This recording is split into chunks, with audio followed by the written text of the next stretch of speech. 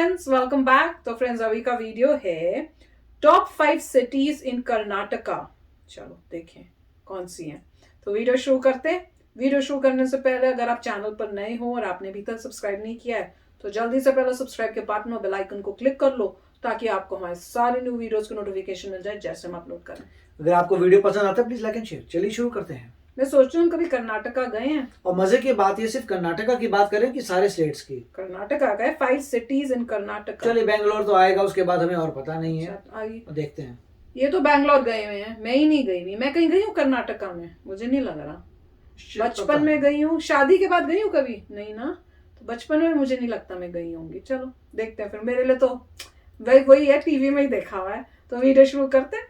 दोस्तों, ये है कर्नाटका, जो दक्षिण भारत के प्रमुख राज्यों में से एक है।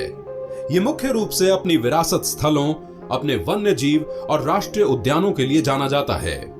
वहीं आज के टाइम पे ये भारत के तेजी से उभरते राज्यों में से एक है, जिसमें सबसे बड़ा योगदान यहाँ के विकासशील महानगरों का है। तो आइए आज इस वीडियो में हम देखेंगे आबादी की दृष्टि से कर्नाटका राज्य के कुछ टॉप 5 बेस्ट सिटीज के बारे में।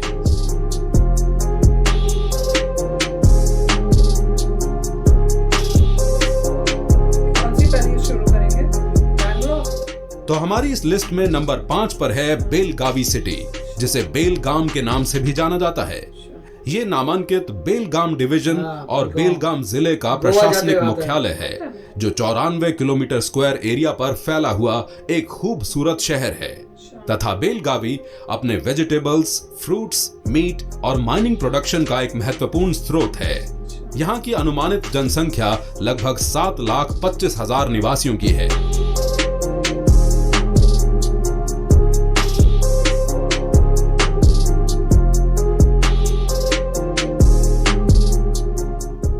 Number 4, Mangalore city.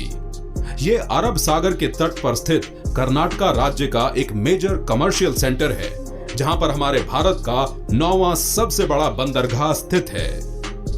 वहीं मैंगलोर कर्नाटका राज्य का एकमात्र ऐसा शहर है जो ट्रांसपोर्टेशन के चारों पहलुओं से जुड़ा हुआ है, क्योंकि ये शहर रेल, रोड, पोर्ट और एयरपोर्ट से अच्छी कनेक्टिविटी रखता है।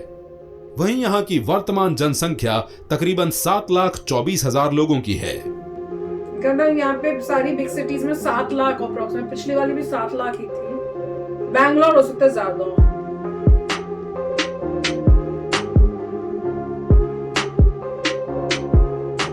नंबर 3, हुबली धारवाड़। वैसे तो ये दोनों अलग अलग शहर हैं जिन्हें कर्नाटका राज्य के ट्विन सिटी के रूप में जाना जाता है। जहां हुबली को छोटा मुंबई कहा जाता है, वहीं धारवाड़ को विद्यानगरी, पेड़ा नगरी और विद्याकाशी जैसे और भी कई नामों से जाना जाता है।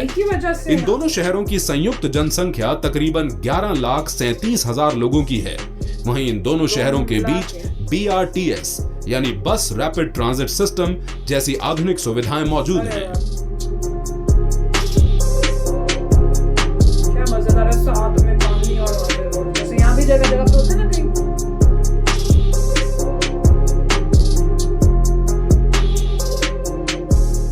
Number 2, Mysore city.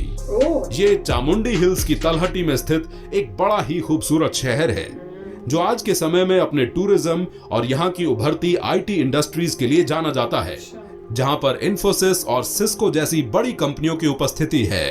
तथा इन सब के अलावा स्वच्छता के मामले में भी मैसूर देश के कुछ चुनिंदा शहरों में से एक है, जहाँ की अनुमानित जनसंख्या लगभग 12,35,000 निवासियों की है। से नंबर 1 बैंगलोर ही बोलेंगे।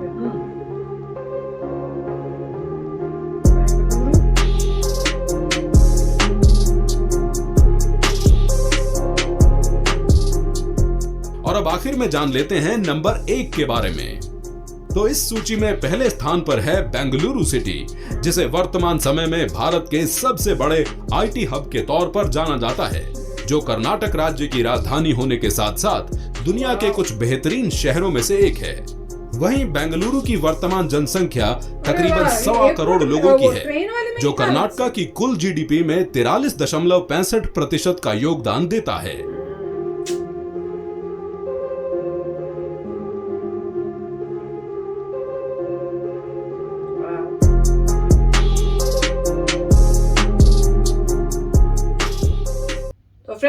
मेरे लिए तो बहुत ही मतलब वीडियो अलग था, क्योंकि मैं तो कहीं भी नहीं इनमें से गई जगहों पे।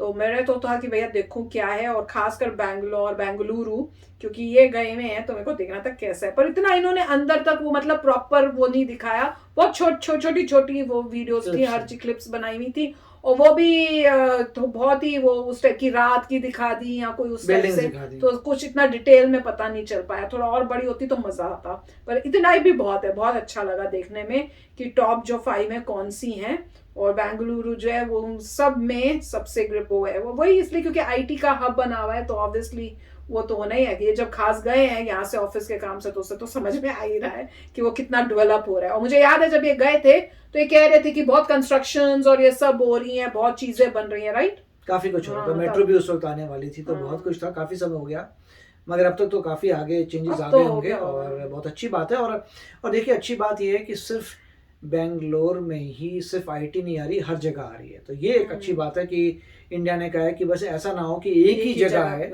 उसके बाद हैदराबाद भी हो रहा है, उसके बाद पता चल रहा है कि आप जाएं तो नोएडा वगैरह में, गुड़गांव हमारे समय का भी, गुरुग्राम, और दिल्ली के आसपास तो काफ़ी जगहों पे जो है अब आईटी सेक्टर आ रहा है, बॉम्बे में भी आ रहा है, कलकत्ता में भी आ रहा है, अब बहुत जगह देख रहे हैं। तो वो अच्छी बात है कि एज अ कंट्री वो ये कह रहे हैं कि हर जगह ग्रोथ होनी चाहिए, और अगर आपको किसी सिटी में अच्छी चीज़ नज़र आ रही है तो आप वो चीज़ें अडॉप्ट करिए और दूसरी सिटीज़ में लेके जाइए, तो ये अच्छी बात है। और दूसरा जो है, आप ये चाहते हैं कि अभी कॉन्सेप्ट ऑफ डाउनटाउन्स भी आ रहा है कि अब सब लोग ये हैं कि भाई हमारे पास भी बड़ी बड़ी बिल्डिंग्स होनी चाहिए, और जगह जगह बड़ी बड़ी करिए, ऐसा दूर से नज़र आना चाहिए, वो रहा डाउनटाउन, बड़ी बड़ी बिल्डिंग है। मगर उस डिज़ाइन में लोगों को बाद में समझ आएगा कि प्रॉब्लम्स कितनी आती हैं। मेरे ख्याल से तो ये डाउनटाउन वाला जो घपला है, काफ़ी घपले वाली बात है।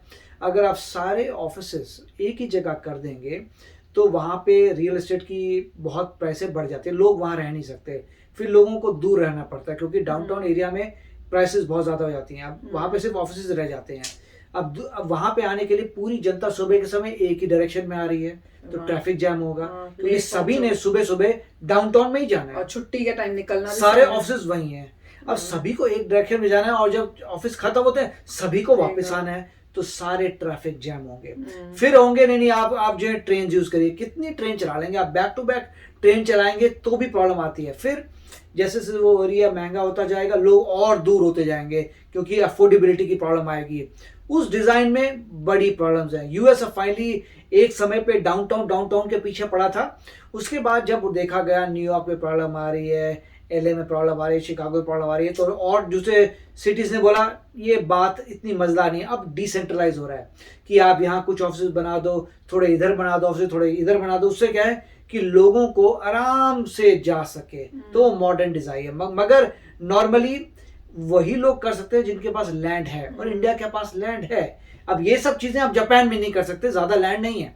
तो आप सिटी देखिए, अगर आपकी सिटी है पानी से घिरी हुई है, जैसे मुंबई है, मुंबई में आप ज़्यादा नहीं कर सकते, पानी वानी है, श्योर आप नवी मुंबई में जा सकते हैं, वही जा रहे हैं वो लोग।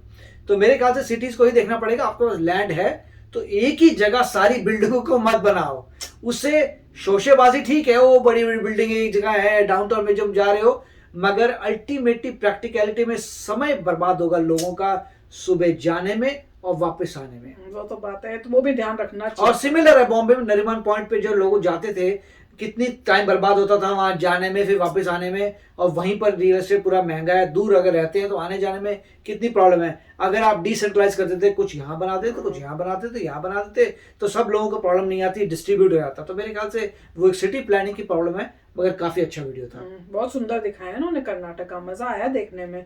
मेरे को अब ये लग रहा है कि अकेले गए थे तब बोलना, तब मजबूरी थी ना, क्योंकि ऋषि का स्कूल वूल होता था, इसलिए मैं नहीं जा पाया, हम लोग नहीं जा पाए, काफी कम समय के लिए गया था, गए भी कम समय के लिए थे। पर कोई नहीं, देखते हैं क्या क्या प्लान बनेंगे जब भी इंडिया का ट्रिप बनेगा।